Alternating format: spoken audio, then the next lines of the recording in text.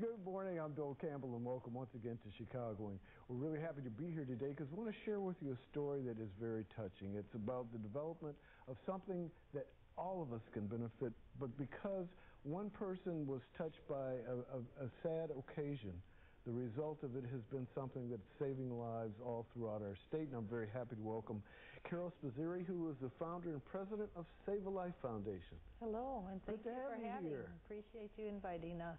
And you are here with your daughter, my lovely daughter, Sabrina. Thank you. Welcome, and you were the media director, assistant media director for Save a Life. Carol, yours is a very touching story, and I'd like you to share it with the folks who are watching. Save a Life Foundation did not exist until you brought it into being, and there was a reason why that happened. Can you share with us what happened and how Save a Life was born?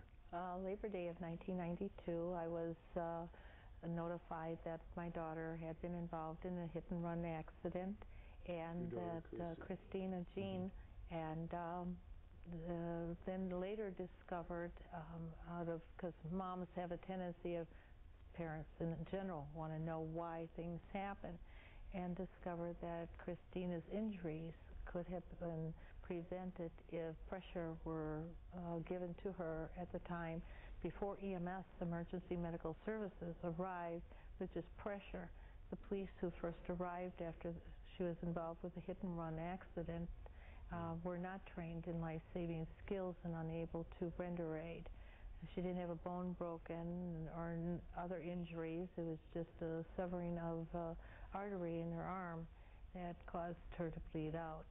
And as a result, she bled to death. Bled to death. Right. But had someone had the knowledge of what to do, she'd be with us.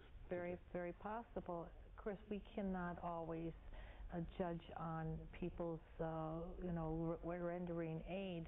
But I'm a renal transplant nurse, and my husband at the time needed a kidney.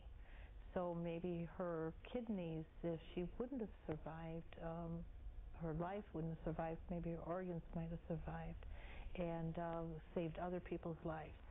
So there's a twofold here. And so then through investigation I found, and back in '92, that public assumption is your school teachers, your coaches, your police, your fire, the people that are around your community to serve and help and protect weren't trained in life-saving skills. That is something that most people, I don't think, are aware of. And our children are basically medically unsupervised while they are in school because nurses have been cut out of the school budget, and they, instead of having one school to attend to a day, might have 6 schools to attend to a week. So how did you move from that tragedy to having Save a Life Foundation coming into existence? I'm a mom on a mission. Okay. And I first approached my own local politicians to change the law. And they were a little reluctant, so I got in my car and drove down to Springfield. I didn't know where Springfield was. Never been to the Capitol before. And just parked and went up to the Capitol, started knocking on doors. Literally knocking Literally knocking, and knocked on every one of them until someone actually answered.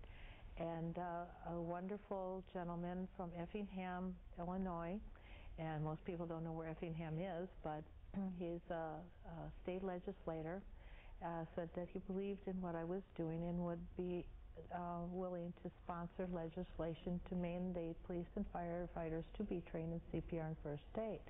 Now the mandate, again, being novice to going to college, you think laws and legislation and all that goes this way. Well, it doesn't go that way. No. And Schoolhouse Rock was totally wrong. They had good music, but they were a little off key. So mandate was a dirty word. So I got on to Chuck and several other state legislators were now joining in, and including Senator Walter Dudich and from Chicago here, and other wonderful people. And it has moved and has grown tremendously. Well, it has, but in part of the mandate, I also was able to get on the plane and go to Washington, do the same thing, and get, at that time, Congressman Durbin was the only one who listened to me and got appropriations to pay for that. Christy, you've got to get a word in here because I know you're awfully proud of your mom. What do you think about the organization and what your mom has started? I think it's amazing from how it started from a tragedy, and then she brought that tragedy into something that saves lives throughout the whole nation. And I've seen her from the sleepless nights. It's been a struggle for her to get to this point where she is now. And it's amazing, and I'm just so proud that I was blessed to have her as my mom. Well, it's good to have you on the show, and your mom, I'm going to ask your mom to stick around because we're going to look at how Save the Life Foundation works, both in involving public officials and in Chicago, specifically with Chicago firefighters. And we're also going to be having our summit that's coming up October 11th and 12th, where mayors from all over the state of Illinois will be meeting people like the director of the CERT for FEMA, and Dr. Heimlich will be here, Heimlich Maneuver, and that'll all be in Rosemont on October 11th and 12th. Great. Well, I want you to stay with us. Chrissy, thanks for being on the show. And folks, we're going to be back in just a few minutes. Stay right there. Chicago and continues right after this.